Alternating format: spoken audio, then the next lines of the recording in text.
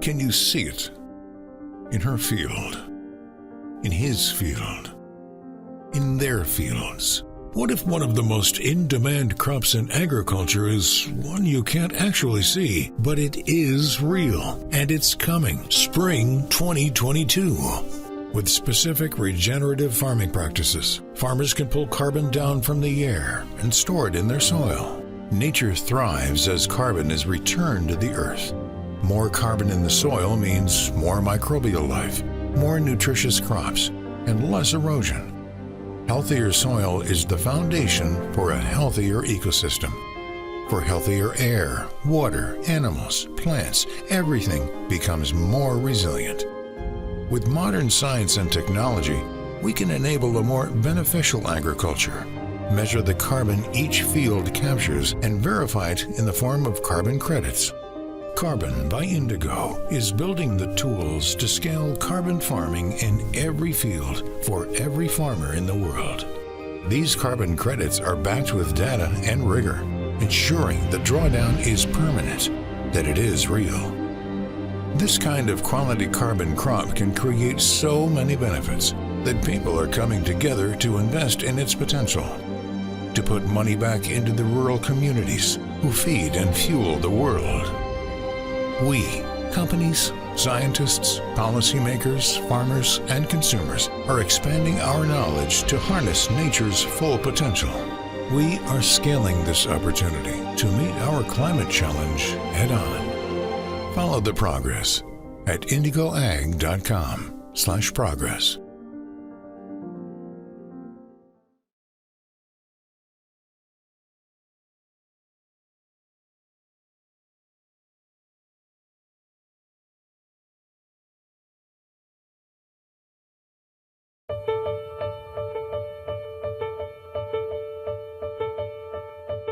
My grandpa built this farm wanting his sons and his grandchildren to be able to continue to farm. And the benefits that can be gained from no-till and cover crop and such, that's going to be a huge incentive for me. Our revenue is going to be able to keep up with the carbon credit market increasing, because we're not just getting paid for our practice change. We're actually getting paid for what we're accomplishing as far as sequestering carbon. That's the legacy Leahy Farms wants to leave behind and leave it to the next generation.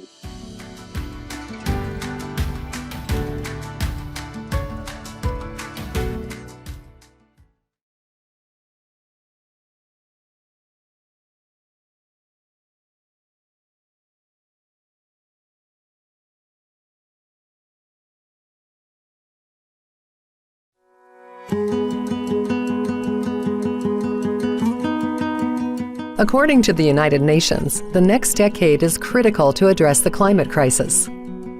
Agriculture can be a significant part of the climate solution through beneficial farming practices that draw down carbon dioxide into the soil and reduce emissions.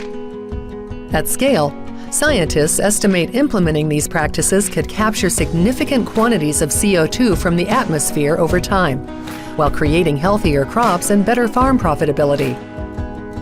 Carbon farming practices, such as planting cover crops and reducing tillage, improve soil health, water quality, and biodiversity. They also make crops more resilient to climate change. Now, through the Indigo Carbon Program, companies can catalyze climate and community impact at scale by supporting farmers to get paid for the climate impact they create through carbon farming. For companies considering carbon offsets, this is a new opportunity that benefits supply chain sustainability, farm profitability, and rural communities.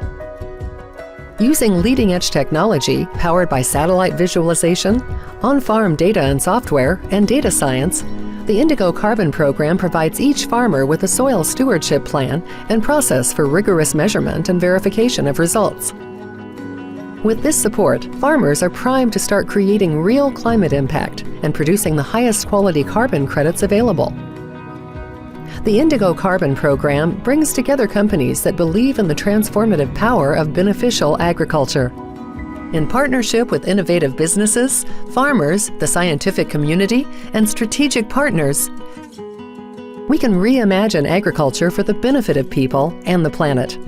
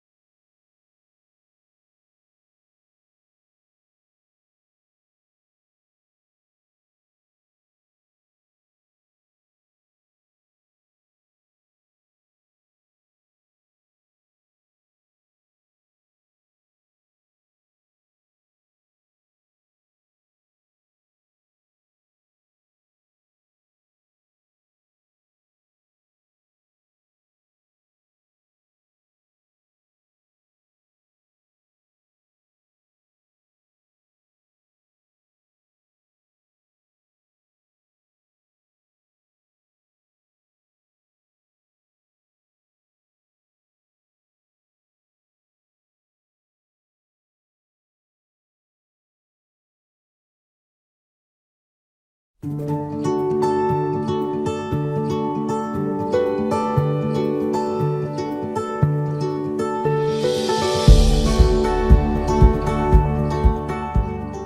either you steal the future or you heal the future. And we've made a lot of money stealing the future. And what farmers are demonstrating is that you can heal the future, that is, make it whole again, and also be very profitable. Historically, farmers have gotten paid for the food that they raise, but not for the carbon that they can build up in the soil. This is the game changer, is what we're talking about today.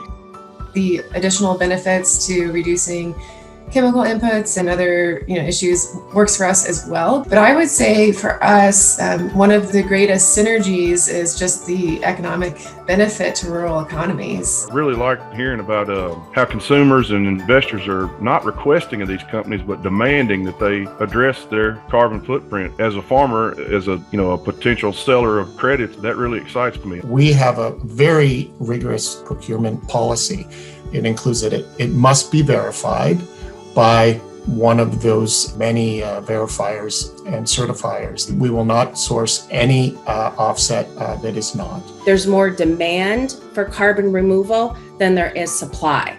So the long-term vision of what soil can provide is enormous.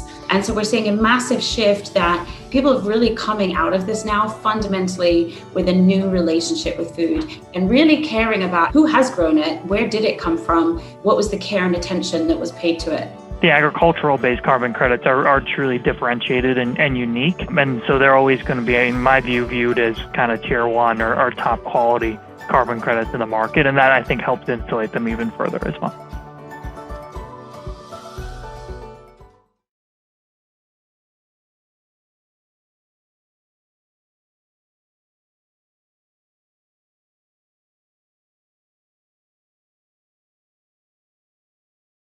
I think buyers are becoming more sophisticated and they're caring more about some of those quality attributes that Sammy just discussed, whether it's more measurability and also credits that have specific attributes or what we call co-benefits and other benefits that come along with them. And then I think last of all, and perhaps most importantly, is that their willingness to pay has really increased.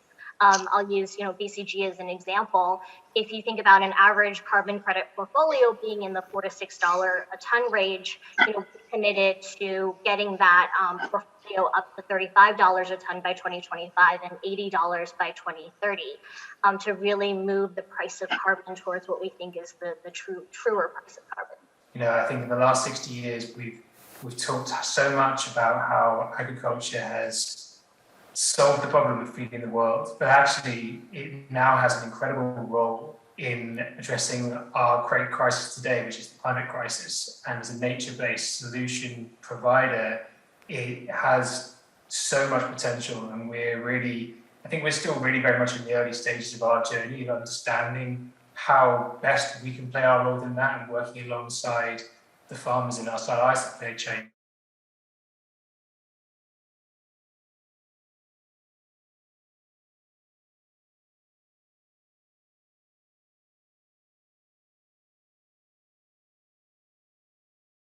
Today, we still lead with the conviction that more sustainably grown coffee is more delicious, and we see that show up on the cupping table for us each day and in our cafes as we brew it. So ultimately, I'm passionate about sustainable farming because ag has long been seen as a climate offender, and we know that through beneficial farming, applying regenerative practices, we can actually improve the health of our soils, reduce atmospheric carbon, and enjoy a more productive crop, higher quality, that's more profitable for farmers, great for consumers, and ultimately good for our future on the planet. In addition to working with the farming community, these projects end up generating a lot of very important adaptation benefits or non-carbon benefits. So, soil retention, or water retention in the soil, and moisture, which is really critical. Actually providing more habitat for species. There's some evidence that these kinds of practices really help farms deal with flooding and extreme fire, extreme weather events as well. So there's a number of other benefits which I think are really important that can actually be, they can be actually documented and reported, and will be very important as the sector starts to grow.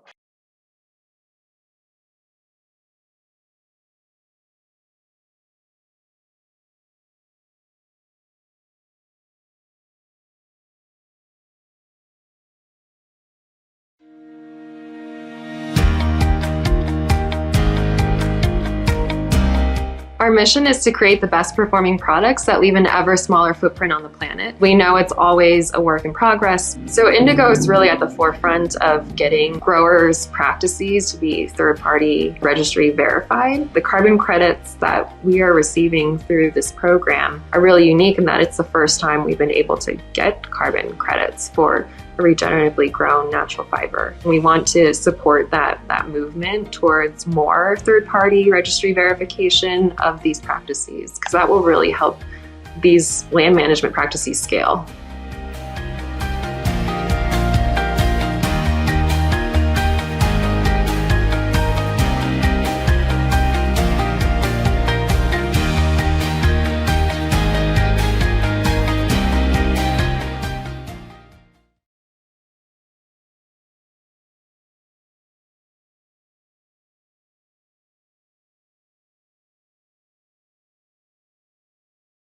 Today, I think that there's a lot of growers that they know that there's a huge demand that are very willing to learn to adopt these practices. But we have to make sure that the credits that we're receiving are verifiable, that the growers are actually getting paid for these practices, because we're the ones that are assuming a lot of these costs, and that those payments come quickly. If not, I think that growers will essentially lose interest because, like I said earlier, it's a lot of time and money and education spent on introducing some of these regenerative practices to our operations. Aggregation is going to be important. And what we mean by that when we're talking about aggregation and offsets is really collating a bunch of smaller projects together.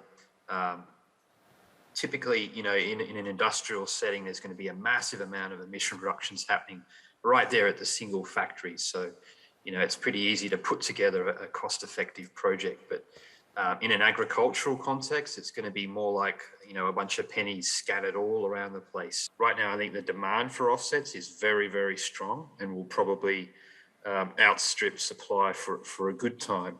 One of the benefits of that, though, is that hopefully the prices will be, strong enough to make it worthwhile for the Indigos and Bens out there, and the prices will continue to rise.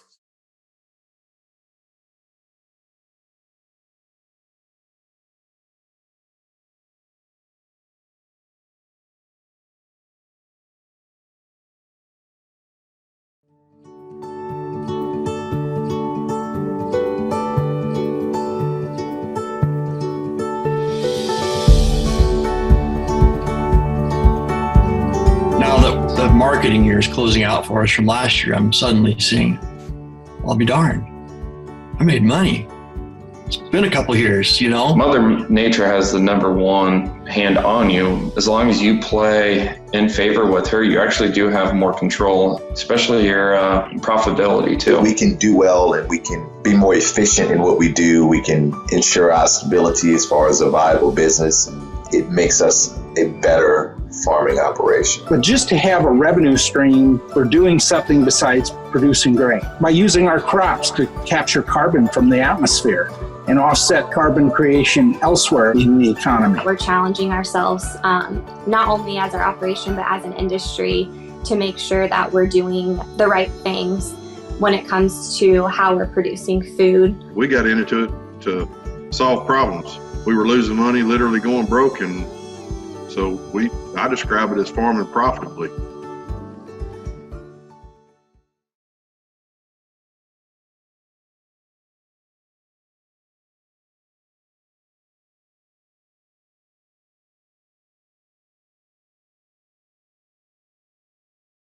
I think the customer, the consumer, the company, and the farmers are getting linked in a way they weren't before. I would say, almost over commodified. So there was such divisions between that. And what I see, whether it's Nestle, whether it's, Anheuser-Busch, whether it's General Mills, whether it's Danone, whether you can just name these companies, whether it's Walmart, the fact is they are seeing that connection there between the land, soil health, the farm, and making that connection to people, consumers, who are wanting food that's more nutrient dense, wanting to support farmers who are making a difference. And so that I think was lost, and now it's being regained. I think that's the most hopeful thing that we're seeing right now in terms of progress. It's the alignment that's going on. What Paul said was absolutely true. Food's been in abundance for so long that we just haven't looked at our systems and how they impact our earth, and how they provide healthful nutrition to people. But a funny thing happened along the digital road to selling crops to the end user. We found out that farmers always talk about things like soil erosion and clean watersheds and growing healthy crops. On the ESG side, people talk about greenhouse gas and emissions and things like that. Comes to find out, if we just use carbon as a proxy, we have an amazing overlap between our two goals. And we've been talking about the same thing all along. Anytime a farmer farms in a way that sequesters more carbon, it meets all the goals from the other side of the coin, from the people who'd like to see less greenhouse gas, less consequences for the way we treat the earth. And so all of a sudden there's a market to do this. And like I said, at risk of repeating myself, an R&D budget, this is fantastic. And that's what I'm excited about.